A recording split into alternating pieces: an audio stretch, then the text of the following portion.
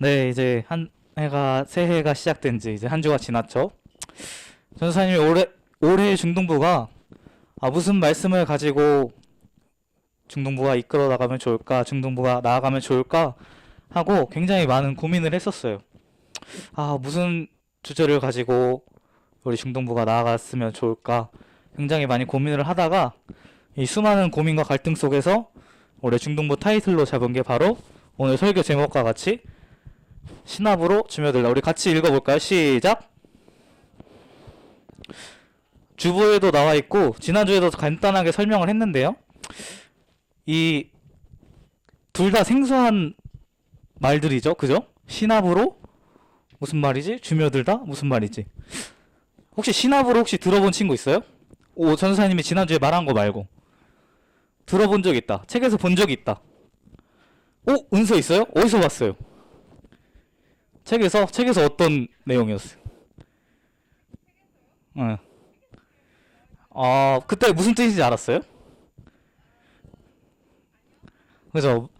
무슨 뜻인지 한 번에 딱 알아채기는 힘들어요. 그래서 전사님이 예시를 또 들어왔어요. 자, 조정래 작가님의 태백산맥 되게 유명한 책이에요. 나이 좀 있으신 선생님들은 이 태백산맥 아시죠? 전사님 때도 좀 도서관에 가면 항상 있는 필수 도서 약간 그런 소설 되게 유명한 소설인데 이 옛날 분들이 이렇게 많이 쓰셨어요. 이 신화보로가 순우리말이에요. 순우리말. 도저히 가망 없어 보이던 방죽 쌓는 일이 신압으로 이어져 나가더니 마침내 완성의 날이 온 것이다. 또 여기 누구죠? 김용성님의 도둑일기. 바람은 불지 않았으나 낙엽이 신압으로 날려 발밑에 쌓이고 있었다. 자, 이렇게 봤을 때 무슨 뜻인지 알 것 같나요? 신압으로 감이 오나요? 은유리 말고 은유리 무슨 뜻인지 알 것 같아요? 그죠? 감이 안 오죠? 은유리 감이 와요? 이것만 봐도 좀 어렵죠?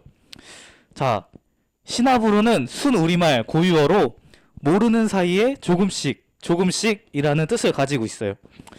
그래서 약간 자기도 모르게 어느새 약간 이런 느낌? 자기 자신도 모르는 사이 어느새 이렇게 하면 알아듣기 쉬울 거예요. 그리고 주며들다를 한번 볼게요. 우리 작년에 2021년에 굉장히 히트를 친 사람 있죠? 화면 한번 보여주시겠어요? 우리 준이 형, 최준. 우리 혹시 준며들었던 친구들 있어요? 이 최준에게 스며들었다 해서 준며들다라고 이런 준며들다라는 말이 생겼어요. 그래서 이제 여기서 따와서 우리 최준이 아니라 우리는 주님께 스며든다. 주님께 스며든다 해서 주며들다 라고 한번 타이틀을 해봤어요. 그래서 신압으로 주며들다 합치면 어떤 뜻이죠? 도현이? 그죠? 우리도 모르는 사이 어느새 주님께로 조금씩 스며든다. 우리도 모르게 주님께로 점점 스며든다 라는 뜻을 가지고 있어요. 그래서 우리 중등부가 그렇게 우리도 모르는 사이 이렇게 그냥 신앙생활하고 예배 드리는데 어느새 우리가 주님께로 점점 가까워지고 주님의 은혜에 주님께 스며드는 중등부가 되었으면 하는 마음에서 올해 중등부 타이틀을 그 제목 한번 보여주시겠어요? 제목? 신압으로 좀 부담스럽죠? 신압으로 주며들다 라고 한번 정해봤어요. 오늘 말씀에 보면 하나님께서 이스라엘을 회복시키기 위해서 이슬 같은 은혜를 내려주신다 라고 말씀하고 있어요. 근데 사실 이슬 같은 은혜라고 생각하면 여러분 이슬이 어떤 느낌이에요? 이슬 그냥 나뭇잎에 뭐 매달려 있는 물방울 정도? 약간 이슬이라고 하면 되게 뭔가 많지 않고 좀 조금씩 있는 그런 물방울들 생각나죠. 이슬 같은 은혜? 약간 이렇게 생각하면 의아할 수 있어요. 이슬 같은 은혜면 그냥 조금밖에 안 되는 거 아닌가? 또 다른 말이 있어요. 흔히 은혜를 뭐 폭포수 같은 은혜, 뭐 소나기 같은 은혜 딱 듣기만 해도 좀 양이 많아 보이죠. 은혜가 폭포수 같은 은혜 막 쏟아지는 은혜 막 소나기 같이 막 갑자기 막 쏟아지는 은혜. 근데 오늘 말씀에선 이런 은혜가 아니라 이슬 같은 은혜라고 표현하고 있어요. 이 이슬 같은 은혜는 이 그때 당시 이스라엘 지역의 기후를 생각하면 이해할 수 있을 거예요. 그때 이스라엘 지역으로 지금으로 치면 뭐 팔레스타인, 뭐 레바논 이런 지역들의 기후는 옛날에도 그랬고 지금도 그랬고 굉장히 건조하고 더운 지역이에요. 그래서 비도 많이 내리지 않아요. 건기, 우기가 있는데 건기 때 건기가 굉장히 길어요. 그리고 우기 때도 뭐 잠깐 뭐 한두 달 정도 비가 내리고 뭐 그리고 막 다시 건기가 와서 엄청 긴 시간 동안 건조하고 더운 지역들이. 그래서 이런 건조한 지역들에 물이 귀하죠. 그래서 그런 곳에서 이슬이라고 하는 것은 굉장히 귀한 자원이었어요. 비 대신에 물을 얻을 수 있는 굉장히 귀한 자원이었어요. 이 이슬들로 농작물들이 성장하고 또 산에 사는 동물들도 이슬로 목마름은 달래기 때문에 이슬은 적지만 반드시 필요하고 중요한 것이었어요. 이 매일매일 조금씩 내리는 이슬이 매일매일 조금씩 그 농작물들과 동물들에게 정말 가뭄의 단비 같은 것이었어요.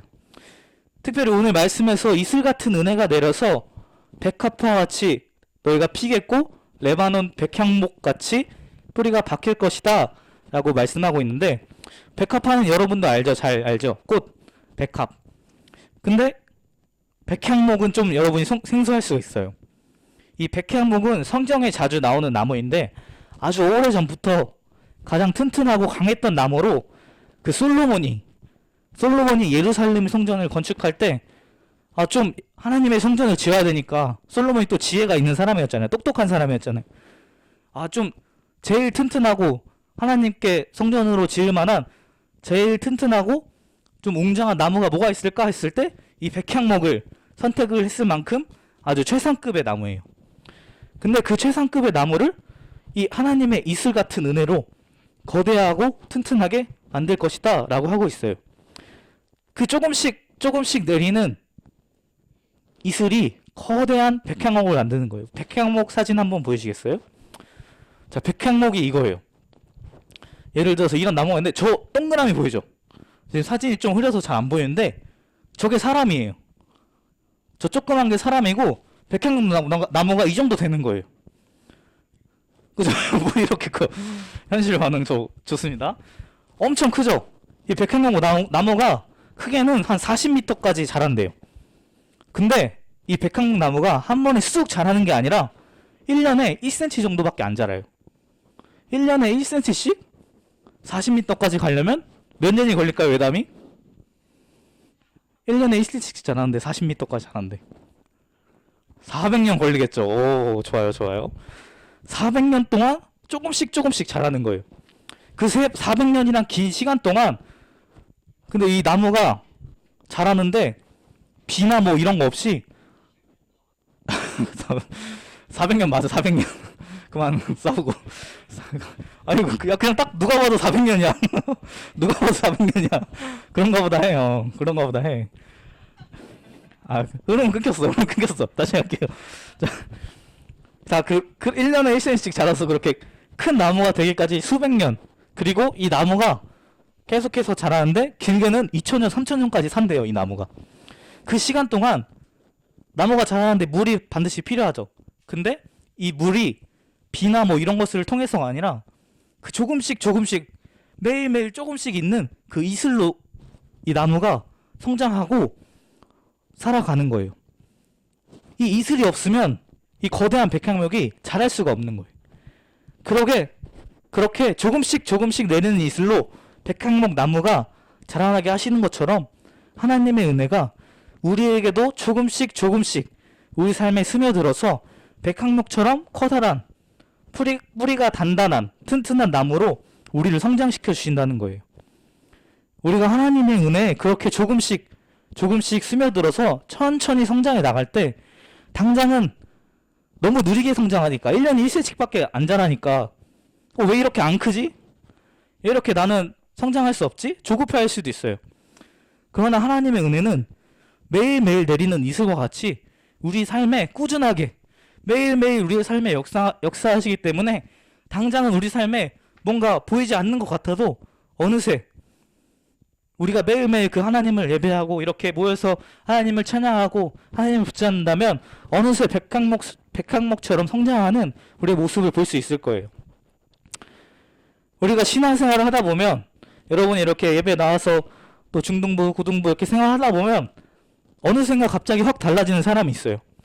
같이 예배 드리고 같이 교회에서 놀고 하던 친구가 막 갑자기 어느 날 막 방언을 하고 막 엄청 혼자 뜨거워져가지고 막 뜨겁게 예배 드리고 찬양을 하고 그런 친구들이 갑자기 생길 수 있어요. 전사님은 옛날에 그런 친구들이 되게 부러웠어요. 나는 왜 저렇게 못할까? 나는 아직 믿음이 부족한가? 나는 왜 저런 변화가 없을까? 생각해보니까 전사님은 어릴 때부터 목사님의 아들로 태어나서 교회에 그냥 당연하게 나와서 계속 그냥 말씀 당연하게 듣고 뭐 특별하게 느껴지는 게 없으니까 새롭게 느껴지지가 않는 거예요. 그래서 전사가 어떻게 생각했냐면 나도 저런 친구들이 부럽다. 나도 처음부터 하나님을 몰랐다가 알았다면 저렇게 저 친구들처럼 갑자기 막 큰 은혜를 받고 깨닫고 변화되지 않았을까? 저 친구들이 너무 부럽다라고 생각했어요.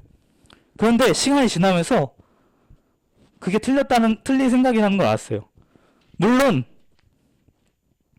하나님이 말했던 것처럼 어느 순간에 갑자기 우리 삶에 불같은 은혜로 우리를 변화시킬 때도 있어요. 특별한 사람을 그렇게 변화시킬 때도 있어요. 그러나 반복되는 예배와 말씀과 찬양 중에 그 오랜 시간 동안 꾸준히 우리 안에 은혜로 채우시고 우리를 조금씩 변화시키고 있으셨던 거예요. 가랑비에 옷 젖는다고 여러분 들어봤어요? 가랑비. 비 별로 안 오네? 하고 우산 안 쓰고 나갔어요. 시간 지나면 어떻게 돼요?